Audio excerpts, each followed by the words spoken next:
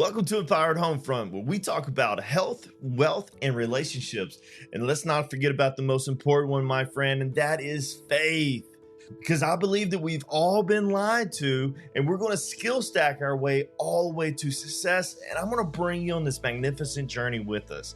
And listen, guys, today I've got an important message for you. If you've ever been in a situation where you are just frustrated and angry at way the other person is acting or communicating or performing, then this is the episode for you. Communication, working as a team, so complicated, but at the same time, standards have to be met. And in order for you to perform well as a team, you've got to set those standards and you got to hold your team accountable to them.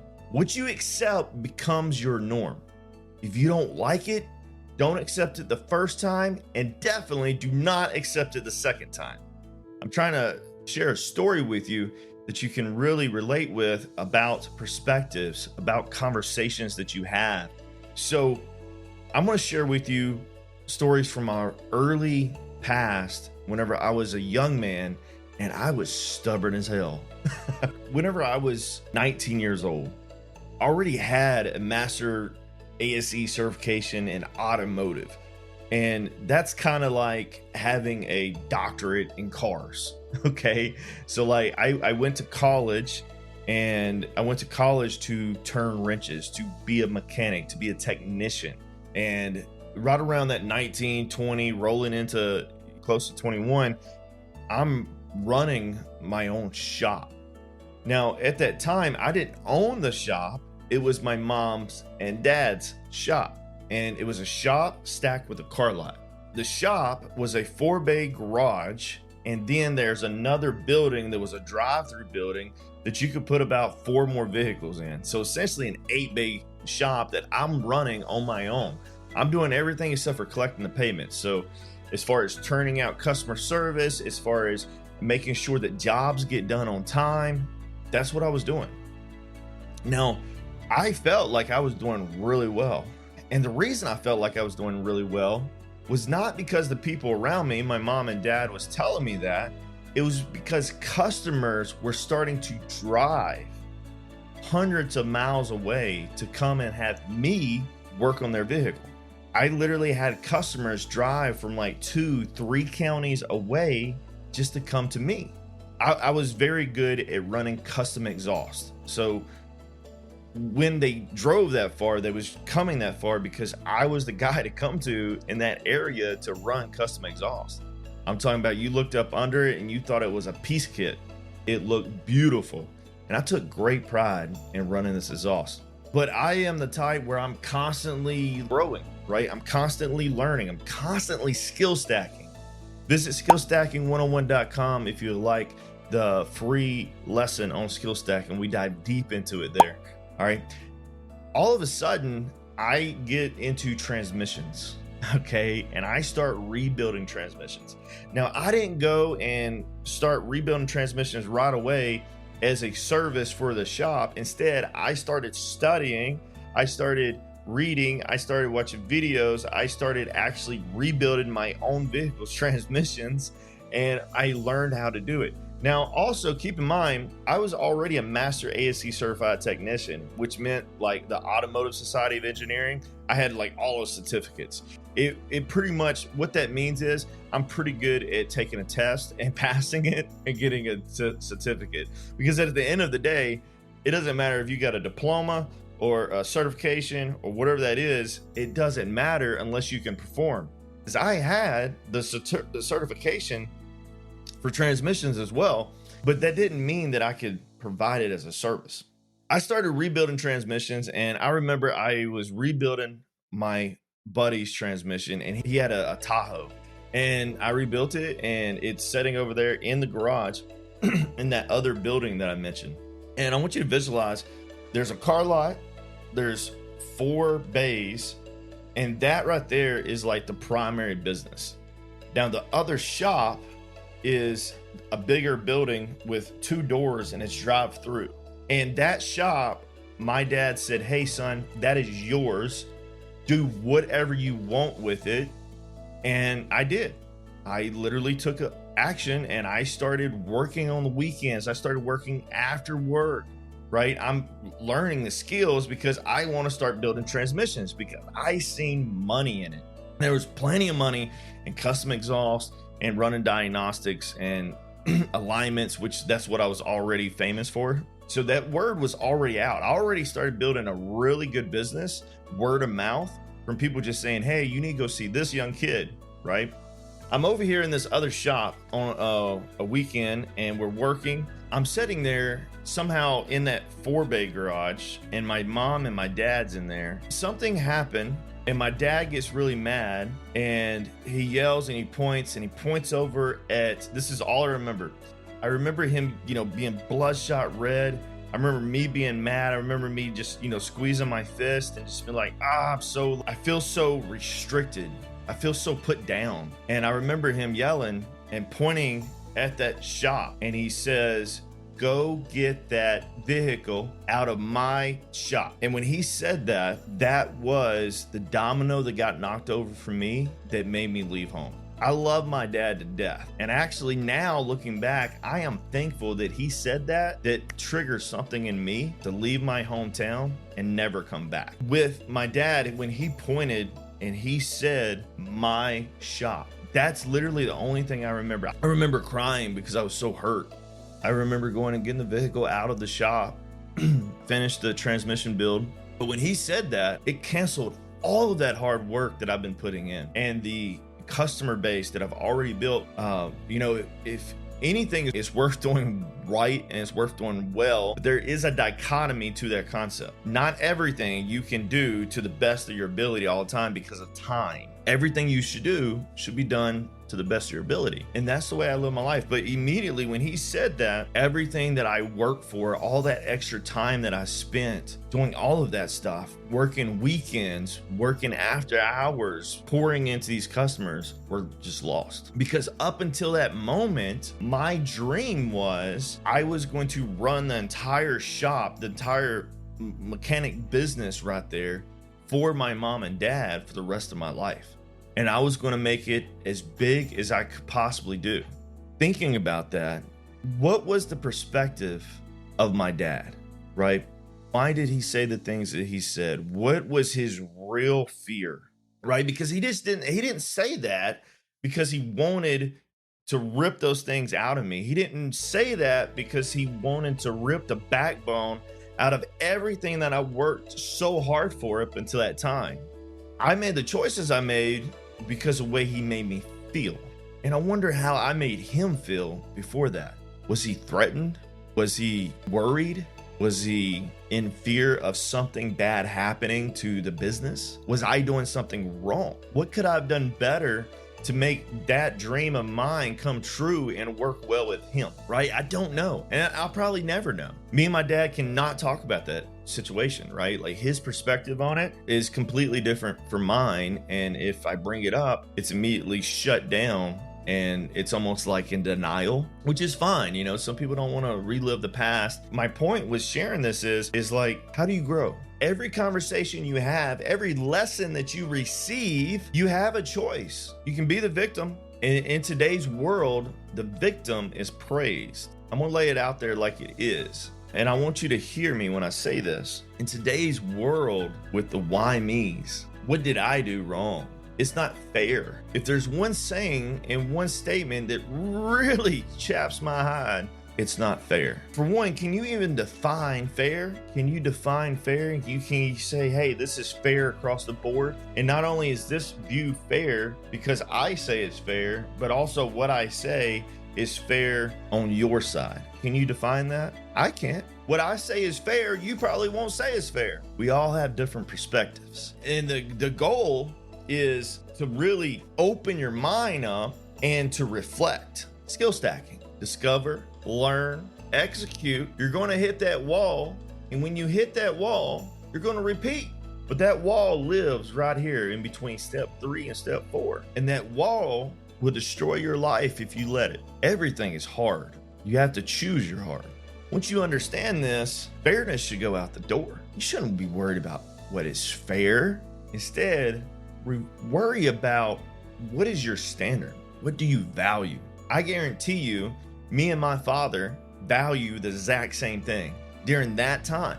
And I can also guarantee you that whatever made him say those things and made me feel the way I felt was because our beliefs were different to get to our values. When you have a conversation with someone, it's the hard conversation, right? We like to say, hey, let's have a hard conversation. One thing I know for a fact is if you avoid having a hard conversation because of that discomfort, because you don't want to offend the other person, or you don't want to make the other person upset, then you're accepting that outcome that is in front of you now. And you better be okay with it, because that will become your norm. What you accept is tolerated, and what you tolerate becomes your life. Then when we have a conversation with someone, we don't have to pick a fight all the time. That's not what I'm saying. I'm not saying ever pick a fight. What I'm saying is speak less, reflect more. Think about where the other person is coming from and reflect on that. Ask questions if you need to. I'm sorry for what happened, and I want to do better. I don't really know if I was in the wrong or not, but honestly, it doesn't matter. Next time this happens, what can I do to manage this situation better? And then accepting responsibility.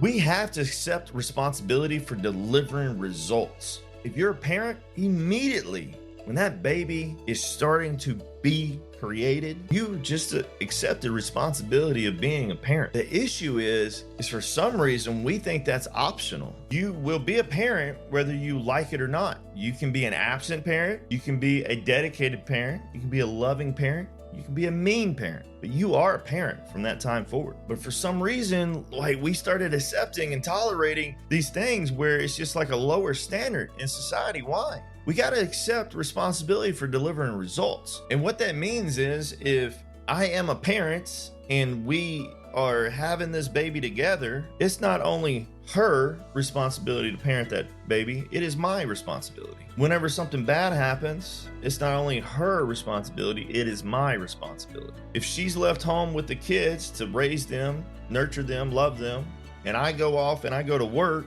that doesn't remove my responsibility from coming home and nurturing and loving and caring for my kids. It is still my responsibility. That means that when I am away at work and I am providing income and I come home and she was not loving and nurturing and caring for my kids, I need to do something about it because it's my responsibility to make sure that thing is done. When did we get to the point where whenever something is happening and it's our responsibility to make sure that it's done, but then all of a sudden we say, here, you do this part? Why does that mean that it's no longer your responsibility? We have to accept responsibility. It doesn't matter who's actually doing the job. In a team, if there is a project, if there's a thing that needs to be done and you're not directly responsible for making sure that thing gets done, and your other teammate is, your wife, your spouse, your colleague, your coworker, it doesn't matter. If you're involved in that project, you're responsible for making sure that they deliver the result. And it doesn't matter where you are in that total. It doesn't matter if you're on top. It doesn't matter if you're on bottom. That's being an A player. And there's perspectives to all of this. But what I'm laying out is a standard. Everything I just said in the last couple of minutes is not a perspective. It's a standard. It's a standard of how things will be handled and they shall be handled. And we should meet those standards. Now, my standards can absolutely be different than your standards. You might have a standard of whenever I am doing a project and I'm doing a thing, if I hand it off to you, I am no longer worried about that thing because my standard says that I don't have to. And because of that, if the entire project fails, because that's what most people live by, and I don't understand. Why would you choose to do that? The whole goal of being part of that project, being part of that thing, is to make sure that it's done at the best of your ability. That is your name. In the past, everybody having lower standards, and because it was tolerated, it becomes the norm. And now, guys, all you got to do is just raise your level up a little bit, and you are like extraordinary. Something so small with perspectives. You take a coin, and that coin has three sides. You've got the far left, you got the far right, and you got the middle, the edge. Now that edge is where all the good stuff is. Right down there in the center of that coin, that's where the dichotomy, the balance of the two goods and the evils. Because far left is both good and evil. Far right is both good and evil. Where's the balance? It's right there in the middle. but you've got to stand for something. Whenever you are in a conversation and those perspectives are threatened, this is the secret to figuring out if you can move this conversation forward or not. Is the words being used by both parties words that are moving forward, or are they words that are talking about the past and the present? This is what this sounds like. I know that, this was my job to do, but last weekend, I don't know if you remember this, but like I sent you a calendar invite and I said, hey,